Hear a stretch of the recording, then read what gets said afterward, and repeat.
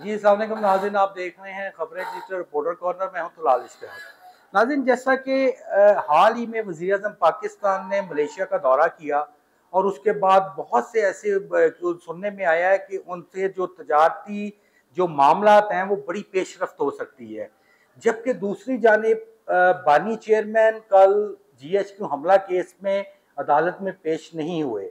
इन सब हवाले से बात करने के लिए हमारे साथ मौजूद हैं एडिटर कोऑर्डिनेशन ज़ियाबुल साहब, उनसे बात करते हैं। अस्सलाम वालेकुम। वालेकुम सलाम। सर, सबसे पहले ये बताइएगा कि मलेशिया का जो दौरा है वज़ीर आज़म का, सुनने में आया बड़ा कामयाब रहा है।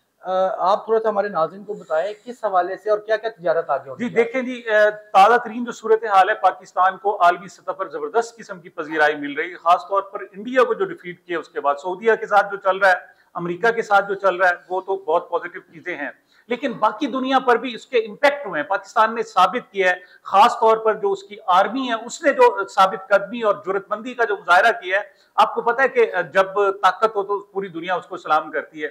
मलेशिया के हवाले से हमारा ब्रादर मुल्क है, दुनिया के बड़े मुस्लिम ममालिक में से है, तो उसके साथ निगोशिएशन चल रही थी, लेकिन इस मरतबा जो हमारे शहबाज शरीफ साहब वजीर आजम का जो इस्तकबाल हुआ वो शानदार रेड कॉर्पेट इस्तकबाल हुआ और शाही प्रोटोकॉल दिया, बिल्कुल शाही प्रोटोकॉल। और जब वापस आए हैं तो वो अड्डे तक छोड़ने, हवाई अड्डे तक छोड़ने आए, एयरपोर्ट तक। वजीर आजम आमतौर पर इतना प्रोटोकॉल किसी को नहीं देते कि एक मरतबा आकर एयरपोर्ट पर रिसीव करें और तमाम दौरों के बाद छोड़ने जब जाए तो फिर भी पूरी कैबिनेट समेत उन्हें सी ऑफ कहें। तो बहुत अच्छा ये रहा, लेकिन चूंकि हम क्रिटिक्स हैं बुनियादी तौर पर, हमने सिर्फ ये नहीं वाह उसने बड़ी इज्जत कर दी, कमाल हो गया जी, कमाल हो गया, ये नहीं। जो हमने हकाइक पर बात करनी है, हकाइक ये है कि इनको बेहतर किया जा सकता था। इसमें हुआ क्या है, एक मुश्तरका एलामिया जारी हुआ 21 नुकाती और 6 जो है समझौते हुए, यानी मेमोरेंडम ऑफ अंडरस्टैंडिंग हुए, यानी यादाश्त पर दस्तखत हुए। देखें प्रोसेस होता है,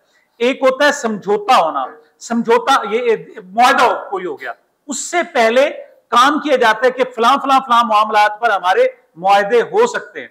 तो अब भी ये 6 मुआहदे नहीं हुए बल्कि MOU साइन हुए। मेरे ख्याल में जो इस वक्त पाकिस्तान की सूरत हाल है, पाकिस्तान को स्लो नहीं चलना चाहिए, पाकिस्तान की जो फॉरेन पॉलिसी है उसको बेहतर करना चाहिए। हम बेहतर पोजीशन में है, ना सिर्फ मलेशिया के साथ बल्कि बाकी तमाम ममालिक के साथ भी हमें अपने रवाबित को बेहतर करते हुए, खासतौर पर हमारा जो सबसे बड़ा मसला है वो इस वक्त हमारी मुईशत है। तो मुईशत को बेहतर करने के लिए हमें किसी रवांडा से, किसी छोटे से छोटे मुल्क से भी तिजारत करनी पड़ती है, तो हमें करनी चाहिए, इस मौके का फायदा उठाना चाहिए। अच्छा जैसा ये बताइएगा, अफगानिस्तान में दहशतगर्दों की मौजूदगी पर 4 ममालिक पाकिस्तान समेत बहुत फिक्रमंद है, क्या इसके हवाले से थोड़ी हमारे नाज़रीन को बताइए क्या होने जा रहा है। जी, पाकिस्तान, रूस, चीन और ईरान, ये बेसिकली 4 ममालिक थे। मास्को में ये इजलास हुआ, मास्को फॉर्मेट इसको नाम दिया गया था फॉर अफगानिस्तान। और लेकिन इसमें कुछ 7 और रियासतें भी, उनके भी लोग मौजूद थे। अच्छा, इसमें 2-3 बड़ी अहम बातें हुई। देखिए, अफगानिस्तान एक हमारे पास फ्लैश पॉइंट है, यहाँ पर एक मसला है, यहाँ दहशतगर्दी है, और नंबर 2 अफगानिस्तान के इंटरनल मामलात भी पूरी दुनिया के मुताबिक नहीं है। खासतौर पर वहां उनकी अपनी एक साइकी है, खवातीन के साथ जो सलूक है, जो उन्होंने गर्ल्स स्कूल, गर्ल्स कॉलेज, यूनिवर्सिटियां बंद कर दी हैं खवातीन के साथ। इसी तरीके से उनकी बाकी भी सबको पता है कि जो तालिबान है, खासतौर पर TTP तालिबान तहरीक पाकिस्तान जो है, उनको भी सपोर्ट वहां से हो रही है। और दूसरा, इंडिया के साथ भी मामलात हैं। तो ऐसे में 2 चीजें हुई हैं, एक तो इन 4 ममालिक समेत वो जो बाकी 7 ममालिक थे, सब ने 11 की 11 ममालिक ने कहा है कि अफगानिस्तान में दहशतगर्दों को किसी तरीके से भी सपोर्ट नहीं किया जाना चाहिए। देखिए, पाकिस्तान डायरेक्ट इफेक्ट ही है, अफगानिस्तान से ये लोग आते हैं, पाकिस्तान में कार्रवाइयां करते हैं और फिर वापस चले जाते हैं। और पाकिस्तान चूंकि एक अफगानिस्तान इंडिपेंडेंट मुल्क है, हम वहां पर कार्रवाई भी नहीं कर सकते। अच्छा, तो एक तो उन्होंने कहा कि वहां दहशतगर्दी खत्म होनी चाहिए। दूसरी जो पॉजिटिव बात है, आपको पता है बगराम एयरबेस ट्रंप साहब ने कहा था कि हमने हर सूरत लेना है। तो ये 4 बड़े ममालिक हैं, यानी रूस भी उसमें शामिल है, और ये मास्को में हुआ है पहली बात तो ये इजलास। अच्छा, ये बड़ी अहम बात है कि ये जो इजलास हो रहा है ये मास्को में हो रहा है, रूस में हो रहा है। ये बड़ी अहमियत होती है कि बिल्कुल कहां हो रहा है, तो साथ चीन पार्टिसिपेट कर रहा है। तो अमेरिकी सदर साहब ने जो कहा था कि हमने बगराम एयरबेस लेना है और वहां पर हर सूरत जनाब कंट्रोल करना है, तो एक बड़ी क्लियर कॉल यहां से गई है। उसने कहा कि अफगानिस्तान में किसी भी गैर मुल्की फौज की प्रेजेंस या कोई अड्डा बर्दाश्त नहीं करेंगे, हम वहां नहीं होना चाहिए।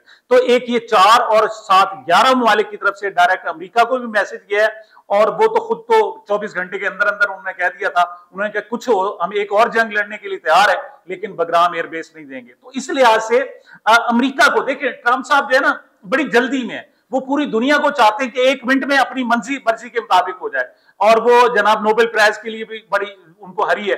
तो एक उनको कॉल भी गई है कि देखिए सारे मामलात आपकी ख्वाहिश के मुताबिक नहीं हो सकते, इस तरीके से नहीं हो सकता, ये भी एक उनको मैसेज दिया है।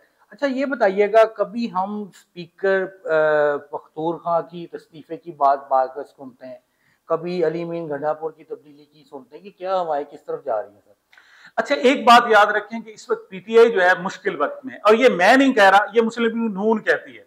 यानी आप मरियम नवाज देखें, वो कहती थी हम बड़ी मुश्किल वक्त में थे, कहती है हम बड़ी मुश्किल वक्त में थे, तो हम तो बड़े मुतहद थे, इन पर मुश्किल वक्त आया है, तो ये देखें जी तितर बितर हो रहे हैं, लड़ाइयां हो रही हैं, जुतियों में दाल बट रही है। अच्छा वैसे उनसे पूछे कि मोहतरमा ये बताएं, ये बुरा वक्त लाया कौन है? मतलब बड़ी आप फखर से कह रहे हैं पंजाब हुकूमत या वफाकी हुकूमत कि हमने जनाब पीटीआई को मुश्किल में डाला हुआ है, तो राना सनाउल्लाह साहब भी कहते हैं ये मुश्किल वक्त जनाब, तो मुश्किल वक्त इन्होंने दिया हुआ, ये बात तो है। और सबसे बड़ी बात यह कि जब इस तरह से आप पर हजारों मुकदमात हो, हजारों लोग आपके जेलों में हो, आपको आपके लिए स्पेस खत्म कर दी जाए, बिल्कुल एलिमिनेट आपको कर दिया जाए, तो फिर पार्टी में इंतशार इस किस्म की चीजें होती हैं। अब गंडापुर साहब का सबसे बड़ा मसला यह है कि उन्होंने अपनी हुकूमत भी रखनी है पार्टी को और साथ पार्टी, अच्छा लॉयल है, लोग कहते हैं जनाब कि वो इमरान खान के साथ लॉयल नहीं, वफादार नहीं। मैं कहता हूं नहीं, वो लॉयल है, उसकी अपनी मजबूरी है, और वो कहते हैं ना कि कुछ ना कुछ मजबूरियां रही होंगी, यूं ही कोई बेवफा नहीं होता, तो उसकी अपने एक प्रॉब्लम है, तो उधर से भी उसने, वरना देखें गंडापुर के लिए तो एक शराब केस काफी है जो 5 साल पुराना जो है ना वो एक डाला था उन्होंने इस्लामाबाद, तो उनको तो किसी वक्त भी गिरफ्तार किया जा सकता है, किसी वक्त उनकी। और यहाँ इलेक्शन कमीशन ये है कि मतलब हुक्मरान जो असल हुक्मरान है वो चाहें कि गंडापुर नायल हो जाए, तो इलेक्शन कमीशन 2 घंटे भी लगाएगा, वो तो आधे घंटे में काम कर देगा। जब इस किस्म की सिचुएशन होती है तो फिर देखभाल के चलना पड़ता है। इस वजह से ये कहना कि पीटीआई में बड़ी मुश्किल है, मेरा ख्याल में सबसे बड़ी बात यह कि इमरान खान सारी सूरत हाल को फेस कर रहा है। अच्छा कल एक केस था जीएचक्यू हमला केस, इमरान वानी चेयरमैन थे, वो पेश नहीं हुए, र्यूमर्स आते हैं, कोई रिपोर्टर कहता है वहाँ पे जी चाय पीनी है, वर्जिश करनी है, नहाना है, खाऊंगा, कभी कहा जाता है तबीयत नहीं ठीक, असल हकाइक क्या है सर? ये बात यह है कि ना असल वहां जनाब अदालतें, ना उस किस्म की सूरत हाल है। एक शख्स को जनाब आपने जाती कैद में रखा हुआ है, तो फिर उनसे तो नहीं, देखें अक़वाम मुत्तहिदा कह चुकी है कि उसको जनाब गलत गैर कानूनी कैद में रखा। मैं नहीं कह रहा, अक़वाम मुत्तहिदा का एक बाकायदा चैप्टर है, वो इस पर बाकायदा अपनी तमाम की तमाम तफसीली एविडेंसेस दे चुका है। तो आपका क्या ख्याल है, ये जो मजिस्ट्रेट साहब है वो भला उसके जा सकते हैं? आपसे रिसेंटली सूरत हाल देखें कि उनकी जो अपीलें हैं वो नहीं लगाई जा रही, कि जब तक उनको तोशाखाना 2 में जब तक कन्विक्ट ना किया जाए, सजाएं होंगी तो फिर आगे जमानत हो सकेगी। पहली बात तो यह कि इस वक्त 2.5 साल होने वाले हैं उनकी गिरफ्तारी को, ये बताएं एक केस भी उस पर साबित तो नहीं कर सके जो आपने 1 2 3 इद्दत केस, फलाह केस, निकाह केस, तोशाखाना केस और साइफर केस, गद्दारी का केस अंदाजा करें, वो तो हाई कोर्ट में उठाकर फेंक दिए गए। तो आप ये बताएं वो केस तो खत्म हो गए, फिर कौन जिम्मेदार है उसके 2.5 साल की कैद का? एक साबिक वजीर आजम, एक पाकिस्तान का हीरो। बात यह है कि इस किस्म की जो सूरत हाल हो तो होता यह है कि वो नासिर काज़मी ने कहा था, पीजा तलखी अय्याम को हंसकर नासिर, गम को सहने में भी कुदरत ने मजा रखा है। वो यकीन करें इस सारी सूरत हाल को एंजॉय करता है।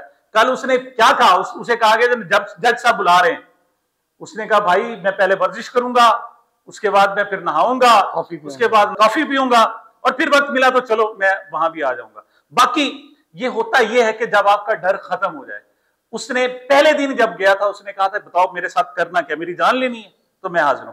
तो जब इस किस्म की सूरत हाल हो कि जज साहब भी मजबूर हो और जो वकला है, प्रोसिक्यूटर है, वो भी मजबूर हो, तो फिर इमरान खान की ऐसी सूरत हाल हुई। लेकिन एक बात याद रखें कि पौने 2.5 साल हो गए, वो एक भी दिन ना बीमार हुआ है, ना उसने बीमारी की छुट्टी ली है, ना कभी अस्पताल गया है, ये बात आपको माननी पड़ेगी। जैसा कि आपने सुना कि सारे लगभग प्रोग्राम का ये था, पाकिस्तान तरक्की की राहों पे, और हम दुआ गो हैं पाकिस्तान मजीद तरक्की करे। ऐसी मजीद इंफॉर्मेशन के लिए और ख़बरों के लिए देखते रहिए खबरें डिजिटल रिपोर्टर।